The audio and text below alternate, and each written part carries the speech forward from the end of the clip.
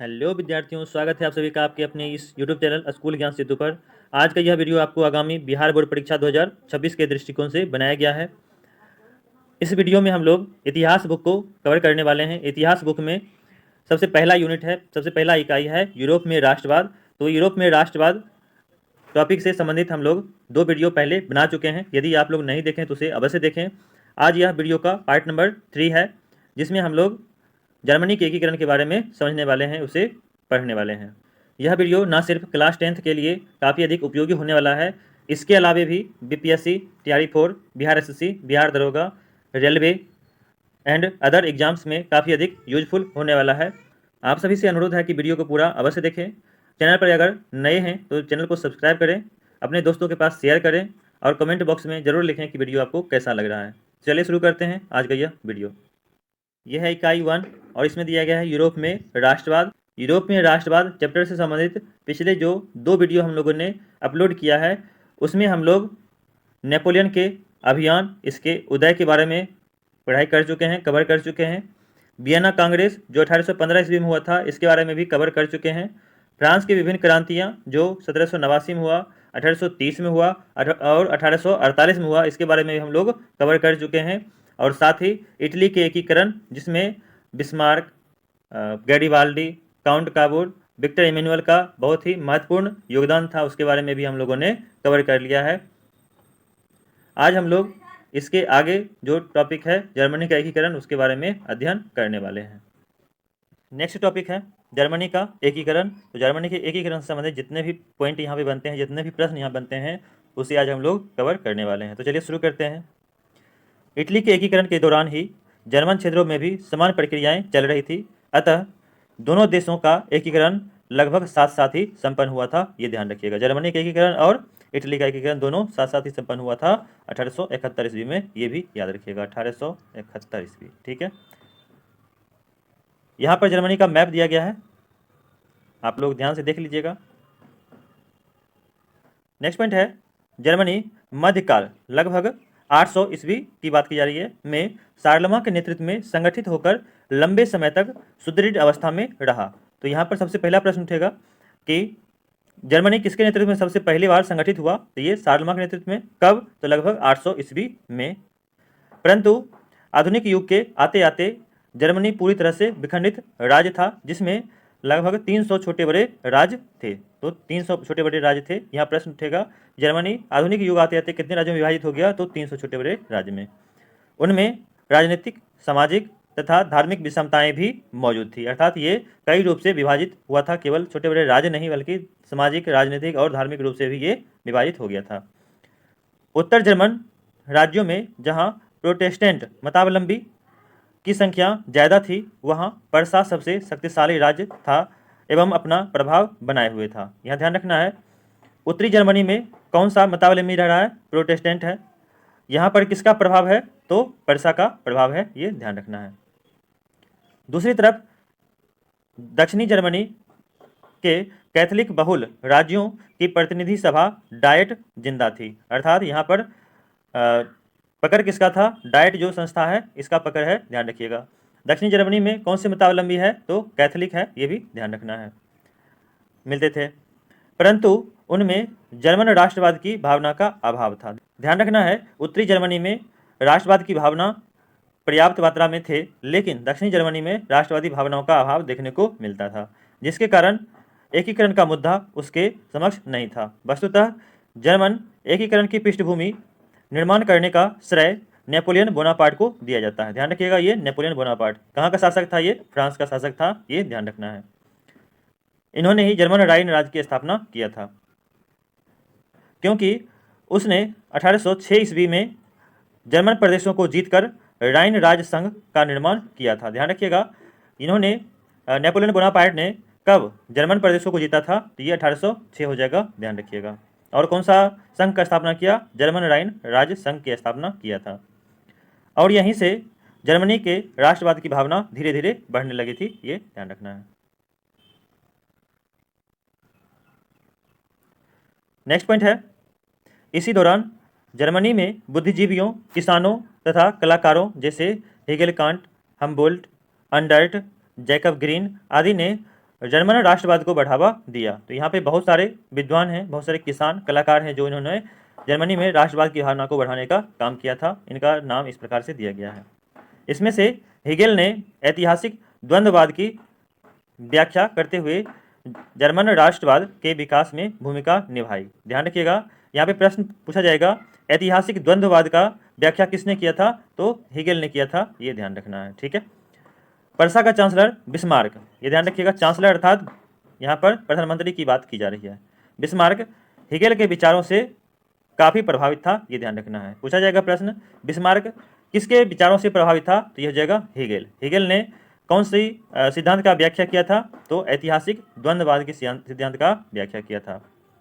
ऑनडर्ट ने कविताओं के माध्यम से देशभक्ति जागृत किया था। अर्थात यहाँ पे ऑनडर्ट क्या है, ये कवि है, ये ध्यान रखिएगा। कविताओं के माध्यम से देश में देशभक्ति की भावना जागृत किया। हाइडेनबर्ग तथा नोबलिस ने जर्मनी के गौरवमय अतीत को सामने रखा। अर्थात ये दोनों क्या है, इतिहासकार है, ये भी ध्यान रखिएगा, हाइडेनबर्ग और नोबलिस। चित्रकारों ने जर्मन संस्कृति को उजागर किया। इन्होंने नायक नायिकाओं के जीवंत चित्रों द्वारा भी राष्ट्रवाद को बढ़ावा दिया। इस प्रकार अब जर्मनी भी सामंतवादी व्यवस्था से पूरी तरह निकलकर आधुनिक युग में प्रवेश करने को तैयार हो गया। अर्थात यहाँ पर राष्ट्रवादी भावनाओं को पूरी तरह से हवा दिया गया, जिससे यहाँ के लोग क्या हो गए, जागरूक हो गए। जर्मनी में राष्ट्रीय आंदोलन में शिक्षण संस्थानों एवं विद्यार्थियों का भी योगदान था। शिक्षकों एवं विद्यार्थियों ने जर्मनी की एकीकरण के उद्देश्य से बुडसेनसेफ्ट नामक सभा स्थापित किया था। यहाँ पे प्रश्न उठेगा क्या कि शिक्षकों एवं विद्यार्थियों ने जर्मनी के एकीकरण के उद्देश्य से कौन सी सभा का स्थापना किया, यह जगह बुडसेनसेफ्ट सभा की स्थापना किया। वाइभार राज्य का येन्ना विश्वविद्यालय राष्ट्रीय आंदोलन का केंद्र था, ये भी ध्यान रखिएगा। कौन सा विश्वविद्यालय है, येन्ना विश्वविद्यालय, किस राज्य में है, यह जगह वाइभार राज्य हो जाएगा, ये भी ध्यान रखिएगा। इसी पॉइंट में है, यद्यपि मेटरनिख ने इस आंदोलन को कुचलने के लिए दमनकारी कानून काल्सवाद का आदेश, कौन सा आदेश है, काल्सवाद का आदेश को जारी किया, परंतु फिर भी जर्मनी के राष्ट्रीयता की प्रबल धारा प्रवाहित हो रही थी, जिसने एकीकरण के काम को आगे बढ़ाने में सहायता प्रदान किया था। ध्यान रखिएगा, जितने प्रकार के आंदोलन हो रहे थे उसको दबाने के लिए मेटरनिख ने कौन सा दमनकारी कानून लाया, तो ये काल्सवाद का आदेश था, ये ध्यान रखना है। नेक्स्ट पॉइंट है, इसी परिप्रेक्ष्य में एकीकरण की आर्थिक परिस्थितियां भी निर्मित हो रही थी।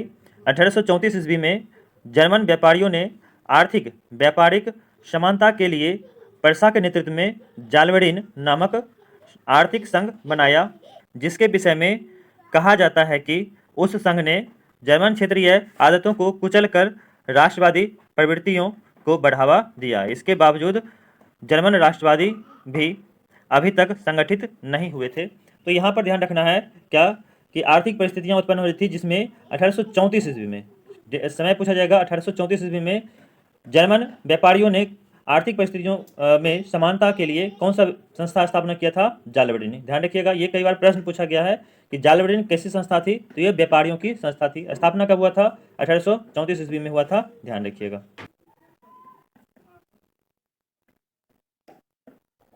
इसी पॉइंट में है, फ्रांस की 1830 की क्रांति ने जर्मन राष्ट्रवादी भावनाओं को कुछ हवा जरूर दिया था। सैक्सनी, हनोवर आदि राज्यों में लोकतांत्रिक विद्रोह होने लगे थे, परंतु पर्सा और ऑस्ट्रिया ने मिलकर इसे कुचल डाला था। ध्यान रखिएगा, 1830 की फ्रांसीसी क्रांति से कौन कौन राज्य प्रभावित हुए, ये हो जाएगा सैक्सनी हो जाएगा और हनोवर। यहाँ पे कौन सा कैसा विद्रोह हुआ था, ये हो जाएगा लोकतांत्रिक विद्रोह हुआ था, जिसे किसने कुचल दिया, तो पर्सा और ऑस्ट्रिया ने मिलकर कुचल डाला। नेक्स्ट पॉइंट है, 1848 की फ्रांसीसी क्रांति ने जर्मन राष्ट्रवाद को एक बार फिर से भड़का दिया। दूसरी तरफ इस क्रांति ने मेटरनिख के युग का भी अंत कर दिया था, ये ध्यान रखना है। 1848 की क्रांति कहाँ हुआ था, ये फ्रांस में हुआ था। यह जो है जर्मनी के राष्ट्रवाद को फिर से भड़काया था। उसके बाद 1848 में ही क्या हुआ, मेटरनिख युग का भी अंत हो गया था, ध्यान रखिएगा।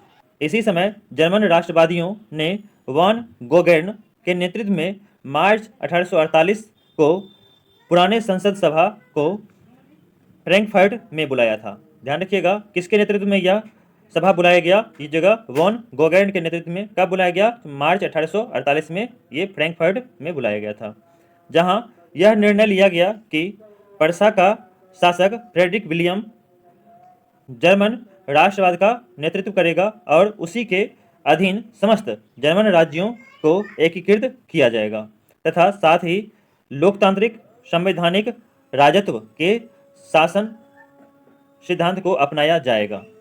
तो इस बैठक में यह निर्णय लिया गया कि पूरे जर्मनी के एकीकरण की जो बात की जा रही है उसका नेतृत्व कौन करेगा, तो ये फ्रेडरिक करेगा। पर्सा का जो शासक है वो फ्रेडरिक इसका नेतृत्व करेगा। लेकिन यहाँ पर जब एकीकृत हो जाएगा तो यहाँ पर लोकतांत्रिक वैधानिक राजत्व के अनुसार जो है शासन यहाँ पर सिद्धांत अपनाया जाएगा। परंतु फ्रेडरिक जो एक निरंकुश एवं रूढ़िवादी विचार का शासक था, उसने उस व्यवस्था को मानने से इनकार कर दिया, क्योंकि वह स्पष्ट रूप से ऑस्ट्रियाई संघर्ष से बचना चाहता था। अर्थात यहाँ पर जो रूढ़िवादी सोच इसका था उसके अनुसार इन्होंने लोकतांत्रिक वैधानिक जो राजत्व था उसको मानने से इनकार कर दिया। और जो है अगर ऐसा ये करता भी, एकीकरण का नेतृत्व करता भी, तो इसमें ऑस्ट्रिया से इसका संघर्ष होना अवश्य संभावित था। इस कारण इसने इसको रिजेक्ट कर दिया। इसी में है जर्मनी के कुछ अन्य दक्षिणी राज्य भी एकीकरण के इस प्रस्ताव के विरोध में थे। इस गतिरोध से एकीकरण का मार्ग अवरुद्ध हो गया। साथ ही जर्मन राज्यों में विद्रोह की स्थिति पैदा हो गई, जिसे ऑस्ट्रिया और पर्सा ने मिलकर दबा दिया। अर्थात एकीकरण का मार्ग यहाँ पर अवरुद्ध होता हुआ हमें दिख रहा है। अब पर्सा समझ चुका था कि जर्मनी का एकीकरण उसी के नेतृत्व में हो सकता है, इसलिए उसने अपनी सैन्य शक्ति बढ़ानी शुरू कर दी। मतलब फ्रेडरिक को बाद में यह ज्ञान आता है कि उसके नेतृत्व में एकीकरण हो सकता है। इसी बीच फ्रेडरिक का देहांत हो गया और उसका भाई विलियम पर्सा का शासक बनता है। विलियम राष्ट्रवादी विचारों का पोषक था। उसके सुधारों के फलस्वरूप जर्मनी में औद्योगिक क्रांति की हवा तेज हो गई। साथ ही आधारभूत संरचनाओं का भी काफ़ी सुधार हुआ, जिससे जर्मन राष्ट्रों को एकता के सूत्र में बांधने का प्रयास तेज हुए।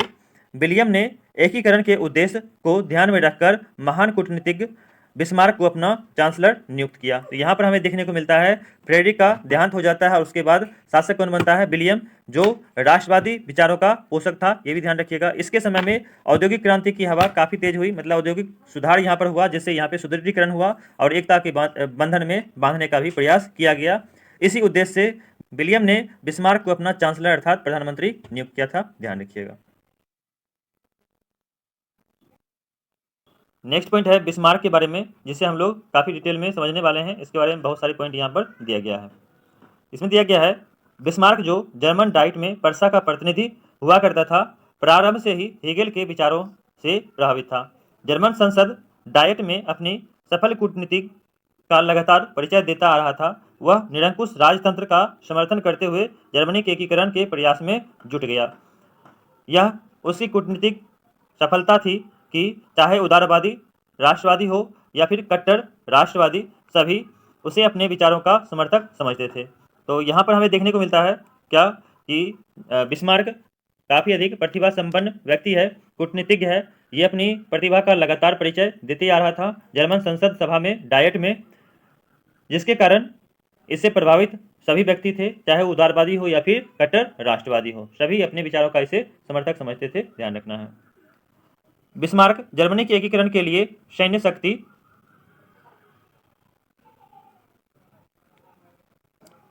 को महत्व समझता था। अतः उसके लिए उसने रक्त और लौह की नीति का अवलंबन किया। तो यहाँ ध्यान रखिएगा, पूछा जाएगा प्रश्न कि रक्त एवं लौह की नीति का अवलंबन किसने किया था, तो बिस्मार्क ने किया था। ध्यान रखिएगा। यह जो है जर्मनी के एकीकरण के लिए सबसे महत्वपूर्ण किसको समझता था, तो सैन्य गतिविधि को सबसे अधिक महत्वपूर्ण समझता था। इसका तात्पर्य था कि सैन्य उपायों से ही जर्मनी का एकीकरण संभव था। उसने अपने देश में अनिवार्य सैन्य सेवा लागू किया था। ये भी ध्यान रखना है। फिर से प्रश्न यहाँ पे आएगा कि जर्मनी में सैन्य सेवा को अनिवार्य करने वाला प्रधानमंत्री कौन था या फिर चांसलर कौन था, तो ये जगह बिस्मार्क। ध्यान रखना है। कालांतर में उसने 1830 के ऑस्ट्रिया पर्सा संधि का विरोध करना शुरू कर दिया था, जिसमें पर्सा के नेतृत्व में जर्मनी का एकीकरण नहीं किया जाना था। अर्थात इस संधि में कहा गया था कि पर्सा कभी भी जर्मनी के एकीकरण का नेतृत्व नहीं करेगा, जिसका विरोध जो है बिस्मार्क ने करना शुरू कर दिया था। इस कारण अब पर्सा के नेतृत्व में जर्मनी के एकीकरण का भावना जोर पकड़ने लगा, ये ध्यान रखना है। नेक्स्ट पॉइंट है, बिस्मार्क ने अपनी नीतियों से पर्सा का सुदृढ़ीकरण किया और इस कारण पर्सा ऑस्ट्रिया से किसी भी मायने में कम नहीं रह गया। तब बिस्मार्क ने ऑस्ट्रिया के साथ मिलकर 1864 ईस्वी में स्लेस्विग और होलेस्टीन राज्यों के मुद्दे को लेकर डेनमार्क पर आक्रमण कर दिया था। तो यहाँ ध्यान रखना है, ये स्लेस्विग और होलेस्टीन दोनों राज्य जो है जर्मन भाषी राज्य था, इसका एकीकरण करना भी जरूरी था। इस उद्देश्य से इसने ऑस्ट्रिया के साथ मिलकर 1864 में डेनमार्क पे हमला कर दिया था, क्योंकि यह दोनों राज्य डेनमार्क के कंट्रोल में ही हुआ करता था। जीत के बाद स्लेस्विग पर्सा के अधीन हो गया और होलेस्टीन राज्य ऑस्ट्रिया को प्राप्त हुआ, ये ध्यान रखना है। आधा आधा दोनों विभाजित कर लिया। क्योंकि इन दोनों राज्यों में जर्मन की संख्या अधिक थी, अतः पर्सा ने जर्मन राष्ट्रवादी भावनाओं को भड़काकर विद्रोह फैला दिया, जिसे कुचलने के लिए ऑस्ट्रिया की सेना को पर्सा के क्षेत्रों को पार करते हुए जाना था और पर्सा ने ऑस्ट्रिया को ऐसा करने से रोक दिया था। अर्थात यहाँ पर युद्ध जो है अवश्य संभावी हो गया था, ये भी ध्यान रखिएगा। नेक्स्ट पॉइंट है, क्योंकि बिस्मार्क की नीति के अंतर्गत ऑस्ट्रिया से युद्ध करना अवश्य संभावित था, परंतु वह ऑस्ट्रिया को आक्रमणकारी साबित करना चाह रहा था। अतः पूर्व में ही उसने फ्रांस से समझौता कर लिया था कि ऑस्ट्रिया पर्सा युद्ध में फ्रांस तटस्थ रहे, मतलब निष्पक्ष बना रहे, ध्यान रखिएगा, न्यूट्रल रहे। इसके लिए उसने फ्रांस को कुछ क्षेत्र देने का वादा किया था। बिस्मार्क ने इटली के शासक विक्टर इमैनुअल से भी संधि कर ली, जिसके अनुसार ऑस्ट्रिया पर्सा युद्ध में इटली ऑस्ट्रियाई क्षेत्रों पर आक्रमण कर देगा। अतः उसे अपने अपमान से क्षुब्ध होकर ऑस्ट्रिया ने 1866 ईस्वी में पर्सा के खिलाफ सेडोवा का युद्ध की घोषणा कर दी और ऑस्ट्रिया दोनों तरफ से युद्ध में फंस गया और बुरी तरह पराजित हो गया। इस तरह ऑस्ट्रिया का जर्मन क्षेत्रों से प्रभाव समाप्त हो गया और इस तरह जर्मन एकीकरण का 2/3 कार्य पूरा हो जाता है, ये ध्यान रखिएगा। तो यहाँ पर बहुत सारे प्रश्न हैं। ऑस्ट्रिया पर्सा का युद्ध हुआ था 1866 में। कौन सा युद्ध? 1866 में सेडोवा का युद्ध हुआ था, जिसमें ऑस्ट्रिया पूरी तरह से पराजित हो गया था। इस युद्ध में ध्यान रखिएगा, एक तरफ ऑस्ट्रिया पर्सा के साथ युद्ध लड़ रहा था और दूसरी तरफ यह जो है विक्टर इमैनुअल के साथ, जो इटली का राजा था, उसके साथ युद्ध लड़ रहा था, जिससे इसका हारना अवश्य संभावी हो गया था, ध्यान रखिएगा।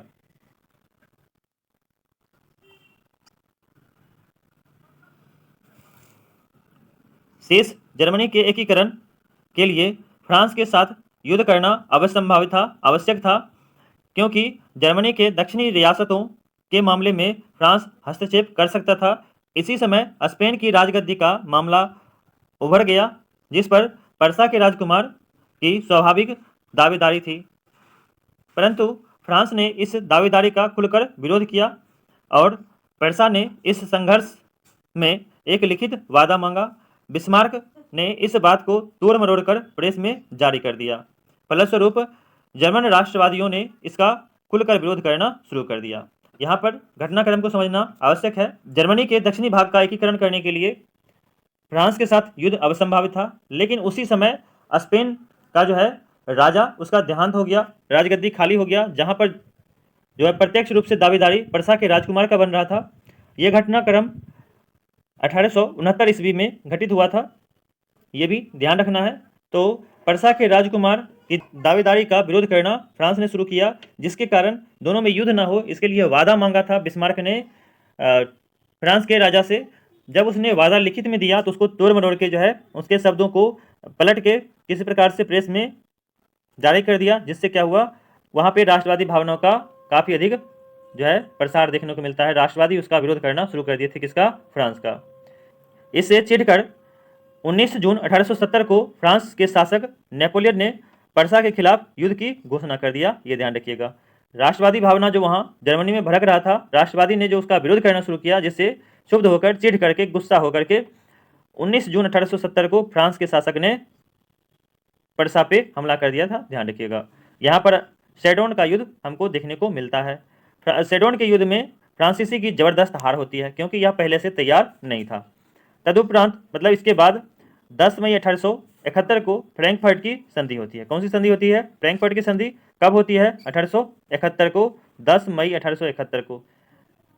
संधि के द्वारा दोनों राष्ट्रों के बीच शांति स्थापित हुई। इस प्रकार सेडोन के युद्ध में ही एक महान शक्ति का पतन और दूसरी महान शक्ति जर्मनी का उदय होता है। महान शक्ति का पतन अर्थात यहाँ पे फ्रांस की पतन की बात की जा रही है, और महान शक्ति का उदय का मतलब यहाँ पे जर्मनी के उदय की बात की जा रही है, ध्यान रखिएगा।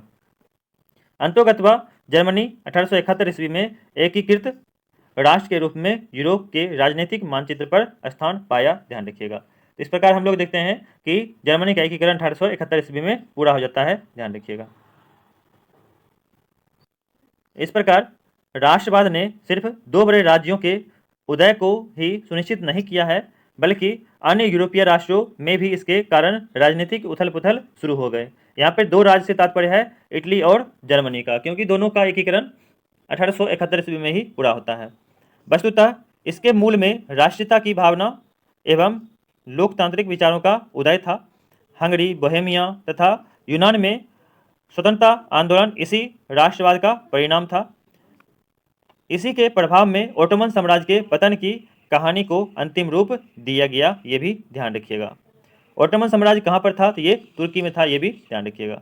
बाल्कन क्षेत्रों में राष्ट्रवाद के प्रसार ने स्लाव जाति को संगठित कर सर्बिया को जन्म दिया था, ये भी ध्यान रखिएगा, जो बाद में हमें प्रथम विश्व युद्ध के समय सर्बिया देखने को मिलता है। तो आज के लिए इतना ही। अगला टॉपिक है यूनान में राष्ट्रीयता का उदय, इसे हम लोग अगली क्लास में बात करेंगे। तो ये था आज का वीडियो, जो एग्जाम पॉइंट ऑफ व्यू से काफ़ी अधिक इंपॉर्टेंट है। वीडियो यदि अच्छा लगा है तो इसे लाइक कर दें, चैनल को सब्सक्राइब करें, कमेंट बॉक्स में यदि अवश्य लिखें कि यह वीडियो आपको कैसा लगा। वीडियो को पूरा देखने के लिए आप सभी का बहुत बहुत धन्यवाद, बहुत बहुत आभार।